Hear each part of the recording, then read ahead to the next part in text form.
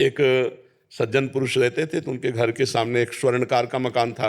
वो अपने मकान में ही दुकान रखे हुए था स्वर्णकार की, तो उसका बहुत बेईमानी का स्वरूप था।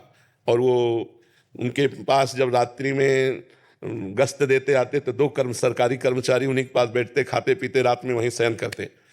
अब उनको धीरे धीरे मित्रता हो गई, राज कर्मचारियों को पूरा पता चला कौन से बॉक्स में कहाँ क्या रहता है कैसे।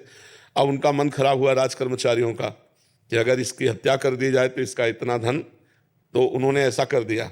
और वो बॉक्स लेकर निकल रहे थे कि वो अच्छा आदमी जो सामने रहता था मकान में, उसने देखा तो उनका इसका मतलब है तुम कुछ गड़बड़ करके आ रहे हो। तो उनका देखो, हम तुम्हें बॉक्स में जितना है इसका आधा दे देंगे, चुपचाप अपने घर वापस चले जाओ, हम लोग भी चुप चले जाएंगे, फिर सुबह आके हम सब बना लेंगे। तो उसने कहा ऐसा नहीं होने देंगे, हम हल्ला मचाते हैं।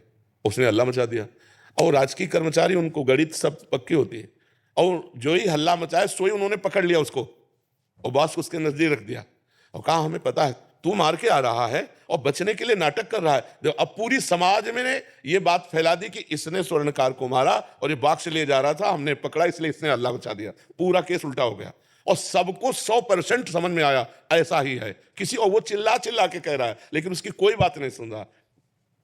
मुकदमा हुआ, जज के सामने जब खड़ा हुआ हो तो रो दिया और कहा जिसकी कसम खवा लो, यद्यपि मैं फंस चुका हूं, उनके पास प्रमाण है, मेरे पास प्रमाण नहीं, पर मैं आपसे रो के कहता हूं कि मैं सत्य हूं, इस केस में मेरे द्वारा कोई पाप नहीं हुआ। जज ने कहा कि ठीक है, इसका हम प्रमाण निकलवा लेंगे। एक जिंदा आदमी मुर्दे का सो बनाया इसे उसमें और कहा लावारिस लाश थी, अब इसका अंतिम संस्कार करने जाना है। उन राज कर्मचारियों को भी आदेश किया, 2-4 लोगों को और कहा आप पीछे रहिए, और एक तरफ उसको भी पकड़ाया जो मुजरिम था। वो गए, जब एकांत देखा तो कहा कहते थे आधा बॉक्स स्वर्ण ले ले तो बच जाता ना, फंसा दिया ना, अब पूरी जिंदगी जेल भोगेगा। और वहां डायरेक्ट लगाए हुए थे जिससे उनको सुनाई दे।